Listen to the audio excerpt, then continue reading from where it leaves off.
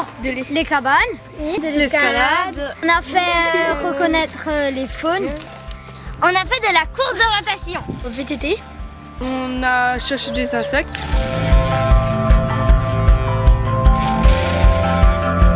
Ce qui est bien surtout dans la course d'orientation, c'est qu'on est bien en contact avec la nature, on peut apprendre à la respecter.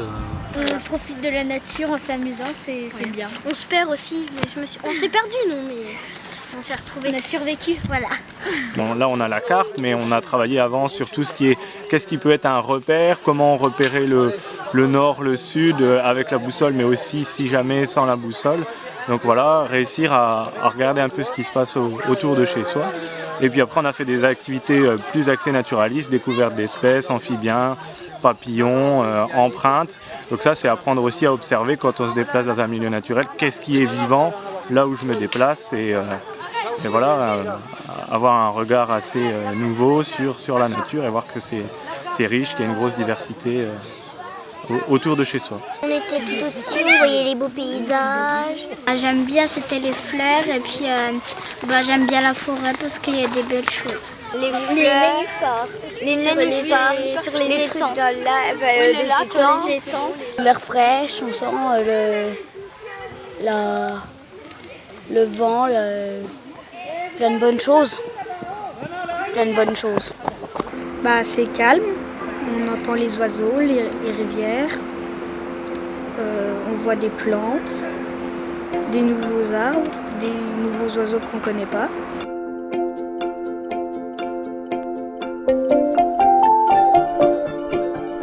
Là, moi je suis avant tout là pour leur transmettre un moment de plaisir, qu'ils prennent du plaisir dans la forêt et que ça leur donne envie d'y retourner, que ça leur crée des émotions.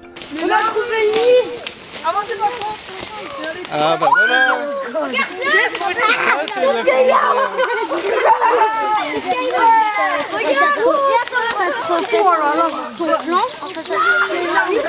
C'est une armée, oui. Moi je peux le dire, j'aime pas les gamins. Donc c'est donner du plaisir, créer des souvenirs aussi. Et ils s'habituent au lieu aussi.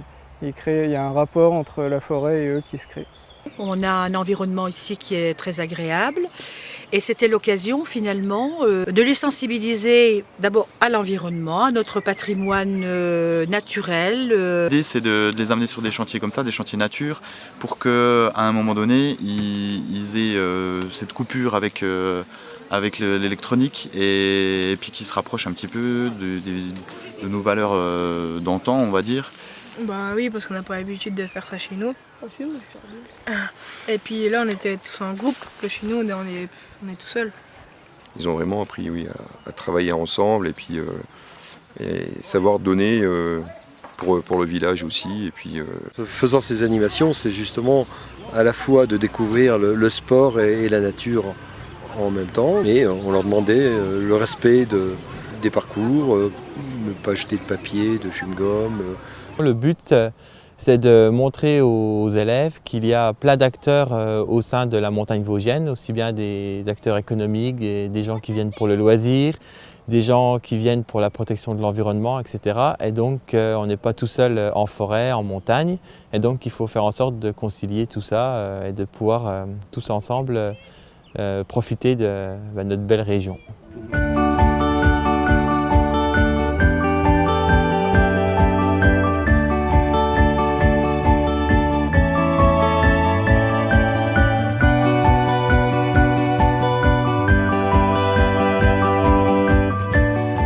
On apprend plus ici qu'en cours, quoi.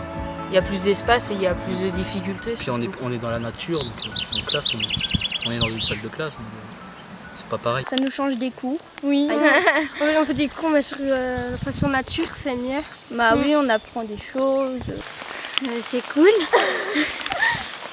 Ils sont extrêmement intéressés, surtout qu'on se rend compte qu'un certain nombre d'élèves ne se déplacent jamais finalement dans leur espace et ne connaissent pas leur espace proche. Les enfants, dès qu'on les sort dans la nature, ils sont très attentionnés et très à l'écoute de ce que l'on raconte. Ils observent tout et même si parfois ils paraissent un petit peu distraits, non, tout s'enregistre et à l'école on en a la preuve parce que quand on retravaille en classe, tout ressort. tout est retenu et c'est un vrai plaisir de travailler dehors en pleine nature. Les enfants sont toujours à la recherche des choses à découvrir, ils sont toujours les yeux grands ouverts sur le monde, donc c'est sûr que c'est un public qu'on touche facilement. Voilà. Et puis ils ont envie de gratter les choses, ils n'ont pas peur de se salir les mains ou d'aller à la recherche des petites choses. Donc, comme ce matin, ce qu'on a fait, le décryptage des pelotes de réjection, c'est plus fabuleux, je pense, pour un enfant que pour un adulte, parce qu'ils ne savent pas du tout ce qu'ils vont trouver dedans, quoi. Eh bien parce qu'au départ, l'apprentissage ou la sensibilisation, elle se fait souvent par l'expérience. Et donc apprendre, se questionner et appréhender des problèmes à travers une pratique, à travers une expérience, c'est beaucoup plus marquant que ce soit pour l'enfant ou pour l'adulte, mais encore plus pour l'enfant qui est dans une phase d'apprentissage.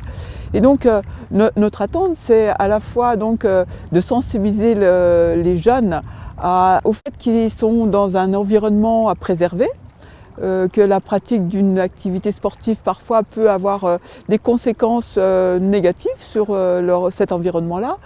Et donc une prise de conscience, mais également faire en sorte que l'enfant soit porteur d'un signal, d'un message vis-à-vis de l'adulte. Et c'est le deuxième volet de notre démarche. C'est de faire en sorte que l'éducation à l'environnement auprès des enfants serve à une sensibilisation auprès des adultes.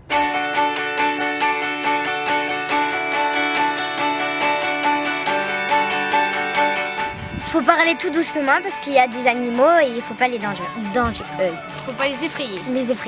On a trouvé plein de déchets. Ils devraient mettre plus de poubelles dans les alentours. Dans la forêt. C'est dommage parce que c'est une forêt et puis ça devrait être protégé. Oui. Et les gens ils devraient faire plus attention à ce qu'ils mettent par terre parce que ça pollue. Quand on est plusieurs et qu'on veut respecter la nature, et on peut vraiment bien le faire et surtout si on est bien accompagné. Et qu'il faut bien l'entretenir et pas le laisser comme avant. Il faut respecter la nature. Enfin, il y a des gens qui s'en fichent un petit peu, qui jettent des déchets et tout, mais il ne faut pas faire ça. Si on trouve des objets, des bouteilles qui sont vides par terre et tout ça, il faudrait les ramasser. Parce que sur la nature, il n'y aurait pas d'oxygène, puis on ne pourrait pas vivre. Elle est fragile parce que voilà. Faut pas la détruire, on a besoin d'elle, quand même.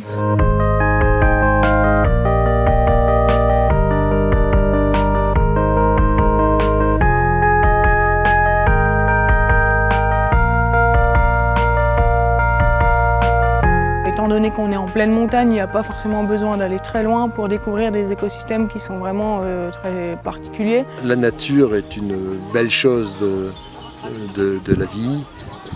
Respectons-la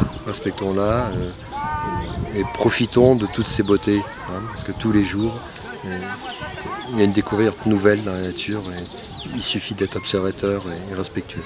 Observer, comprendre, sentir, c'est vraiment pour moi l'essentiel, pour pouvoir justement avoir envie après d'aller plus loin dans la découverte de la nature.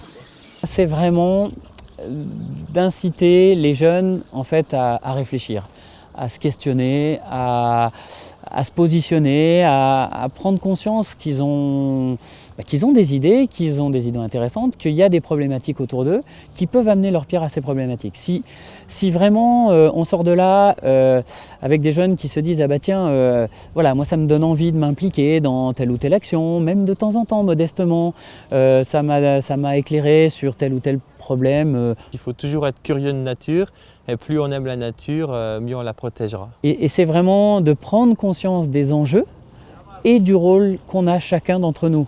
Il y a des choses qu'on ne peut pas résoudre seul, il y a des choses qu'on a même du mal à résoudre collectivement, mais en tous les cas la prise de conscience va permettre de lutter contre un certain pessimisme ambiant vis-à-vis de ces problématiques-là et puis de trouver des solutions réellement, quoi. En fait, on pourrait améliorer énormément de choses si on apprenait à vivre ensemble dans le respect mutuel des uns et des autres et de notre environnement. Tout tient là-dedans, dans cette articulation, le vivre ensemble.